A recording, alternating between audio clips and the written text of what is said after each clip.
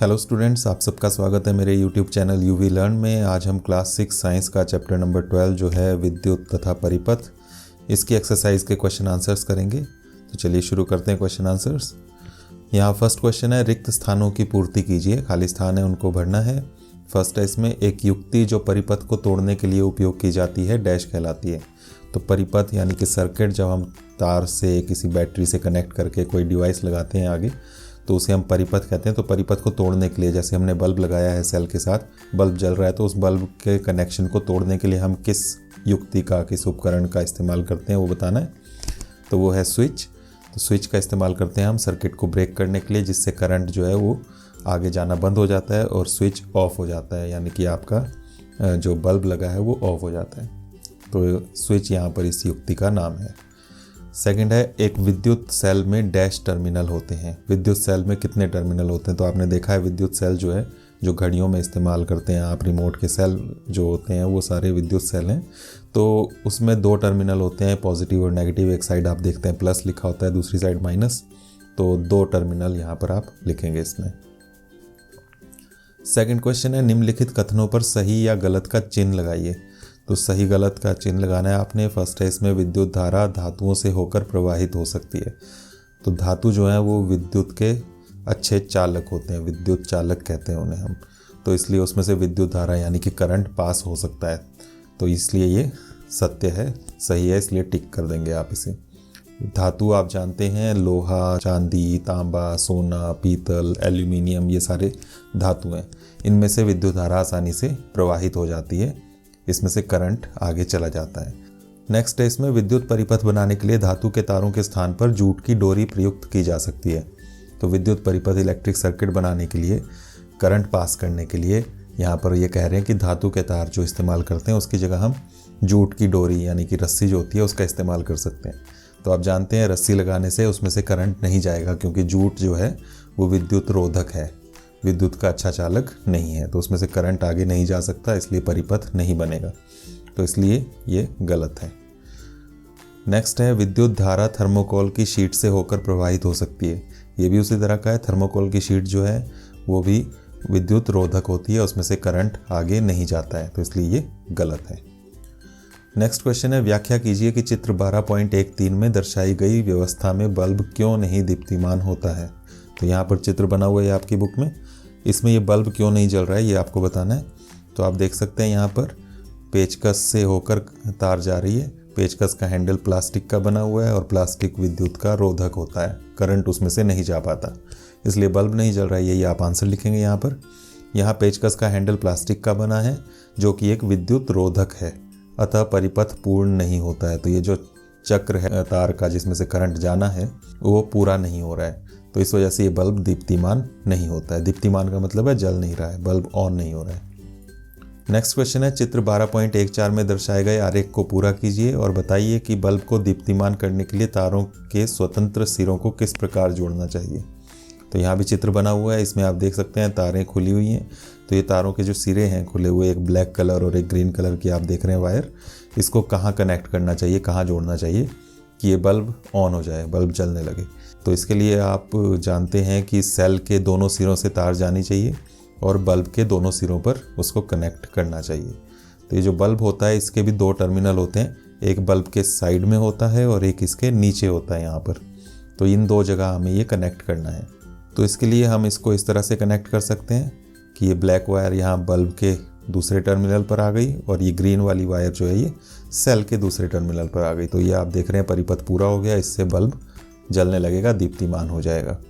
या इसका एक और ऑप्शन है कि आप इसकी ब्लैक वाली वायर जो है उसको सेल से कनेक्ट कर दें और ग्रीन वाली को आप कर दें बल्ब से कनेक्ट। तो इस तरह से भी ये हो सकता है। तो इनमें से जो आपको ईजी लगे, जो अच्छा लगे वो आप कर सकते हैं, दोनों ही ठीक हैं। नेक्स्ट क्वेश्चन है, विद्युत स्विच का उपयोग करने का क्या प्रयोजन है, क्या वजह है कि हम विद्युत स्विच का इस्तेमाल करते हैं। कुछ विद्युत साधित्रों के नाम बताइए जिनमें स्विच उनके अंदर ही निर्मित होते हैं। तो कुछ उपकरणों के नाम बताने हैं जिनमें स्विच उनके अंदर ही बना होता है। तो सबसे पहले कारण देंगे कि स्विच क्यों इस्तेमाल होता है, तो उसका आंसर हो जाएगा विद्युत स्विच का उपयोग विद्युत परिपथ को तोड़ने अथवा पूरा करने के लिए किया जाता है। तो सर्किट को पूरा करने के लिए, तोड़ने के लिए, यानी कि ऑन और ऑफ करने के लिए हम विद्युत स्विच का इस्तेमाल करते हैं। और जो डिवाइसेस आपने बतानी है, विद्युत साधित्र बताने, उपकरण बताने जिनमें स्विच पहले से ही बना बनाया होता है, तो ये आप इसमें लिख सकते हैं। Torch, fridge, television, radio, mobile phone आदि में स्विच उनके अंदर ही निर्मित होते हैं। तो ये कुछ उपकरण हैं जिनमें स्विच उनके अंदर ही बने बनाए आते हैं। नेक्स्ट क्वेश्चन है, चित्र 12.14 में सुरक्षा पिन की जगह यदि रबड़ लगा दें तो क्या बल्ब दीप्तिमान होगा? तो अभी जो क्वेश्चन नंबर 4 में आपने चित्र देखा, ये वाला, इसी में ये जो पिन लगी हुई है यहाँ पर, सेफ्टी पिन, सुरक्षा पिन इसको कह रहे हैं, ये सेफ्टी पिन जो इस्तेमाल की है, स्विच के लिए इस्तेमाल की है, अगर इस पिन की जगह यहाँ रबड़ लगा दें तो क्या बल्ब जलेगा? तो ये जो पिन आप यहाँ पर देख रहे हैं ये लोहे की बनी होती है, इसमें से करंट आगे पास हो जाता है तो ये बल्ब ऑन हो जाता है। लेकिन इसकी जगह अगर हम रबड़ का इस्तेमाल करें तो आप जानते हैं रबड़ विद्युत रोधक होता है, तो उसमें से करंट पास नहीं होगा और बल्ब नहीं जलेगा। तो इस तरह से आप इसका आंसर देंगे, नहीं, बल्ब दीप्तिमान नहीं होगा, क्योंकि रबड़ एक विद्युत रोधक है जो विद्युत धारा को अपने अंदर से प्रवाहित नहीं होने देता। तो पिन की जगह अगर रबड़ इस्तेमाल कर देंगे तो रबड़ जो है वो विद्युत रोधक है, उसके अंदर से करंट नहीं जाता है। विद्युत धारा का मतलब होता है करंट, तो करंट आगे नहीं जाएगा तो फिर बल्ब ये ऑन नहीं होगा। नेक्स्ट क्वेश्चन है, क्या चित्र 12.15 में दिखाए गए परिपथ में बल्ब दीप्तिमान होगा? यहाँ फिर से एक चित्र है, इसमें बताना है कि क्या ये बल्ब दीप्तिमान होगा। तो आप देख रहे हैं कि सेल के जो दोनों टर्मिनल से तारें आ रही हैं वो एक ही जगह बल्ब के साइड में जुड़ रही हैं। और हमने पहले भी बात की कि बल्ब के दो टर्मिनल जो होते हैं उसमें एक ये साइड में होता है और एक यहाँ नीचे होता है। तो ये जो रेड वाली वायर आ रही है, लाल वाली, इसको नीचे कनेक्ट करना चाहिए था, दोनों एक ही जगह कनेक्ट हो गए तो इसलिए बल्ब ऑन नहीं होगा। तो यही आप इसका आंसर लिखेंगे, नहीं, बल्ब दीप्तिमान नहीं होगा, क्योंकि सेल के दोनों टर्मिनलों को बल्ब के एक ही टर्मिनल से जोड़ा गया है। तो बल्ब के एक ही टर्मिनल से जोड़ दिया है और इस वजह से ये बल्ब दीप्तिमान नहीं होगा। नेक्स्ट क्वेश्चन है, किसी वस्तु के साथ चालक परीक्षित्र का उपयोग करके यह देखा गया कि बल्ब दीप्तिमान होता है। क्या इस वस्तु का पदार्थ विद्युत चालक है या विद्युत रोधक? व्याख्या कीजिए। तो आपकी बुक में ही ये चालक परीक्षित्र की एक्टिविटी दी हुई है। इसमें आप देख रहे हैं कि यहाँ पर सेल है, सेल के साथ दो वायर जा रही हैं, एक चाबी लगाई हुई है और आगे बल्ब लगा हुआ है। ये चाबी जो है यहाँ पर ये टेस्ट करने के लिए लगाई है कि ये विद्युत का चालक है या नहीं है। तो इस चाबी की जगह कोई भी वस्तु लगाकर हम देख सकते हैं, अगर ये बल्ब जलता है, बल्ब ऑन होता है तो वो विद्युत का चालक है, बल्ब ऑन नहीं होता है तो इसका मतलब करंट आगे नहीं जा रहा है तो वो विद्युत रोधक है। तो इसी एक्टिविटी की यहाँ पर बात कर रहे हैं कि इस चाबी की जगह अगर कोई वस्तु लगाएं और बल्ब ऑन हो जाए तो इसका क्या मतलब है। तो आप जानते हैं बल्ब ऑन हो रहा है तो इसका मतलब उसमें से करंट आगे जा रहा है तो वो विद्युत चालक है। यही आप आंसर में लिखेंगे। इस वस्तु का पदार्थ विद्युत चालक है क्योंकि यह परिपथ को पूर्ण कर देता है और बल्ब दीप्तिमान हो जाता है। तो परिपथ पूरा हो जाता है, रास्ता ये पूरा हो जाता है, उसमें से करंट जाने लगता है और बल्ब दीप्तिमान हो जाता है। तो ये विद्युत चालक है, ये आंसर बन गया यहाँ पर। नेक्स्ट क्वेश्चन है, आपके घर में स्विच की मरम्मत करते समय विद्युत मिस्त्री रबड़ के दस्ताने क्यों पहनता है? व्याख्या कीजिए। तो आपके घर में स्विच की मरम्मत हो रही है, मेंटेनेंस हो रही है, वो कुछ ख़राब है, उसको ठीक कर रहा है विद्युत मिस्त्री, तो वो हाथ में रबड़ के दस्ताने क्यों पहनता है वो आपको बताना है। तो उसका भी सीधा सीधा यही वजह है कि रबड़ जो है वो विद्युत रोधक है और उस वजह से उसको बिजली का झटका नहीं लगता है, वो बच जाता है झटका लगने से। तो यही आंसर देंगे, क्योंकि रबड़ विद्युत रोधक है इसलिए मरम्मत करते समय रबड़ के दस्ताने उसे बिजली के झटके से बचाते हैं ताकि उसको कोई नुकसान ना हो, इसलिए वो रबड़ के दस्ताने पहन रहे हैं।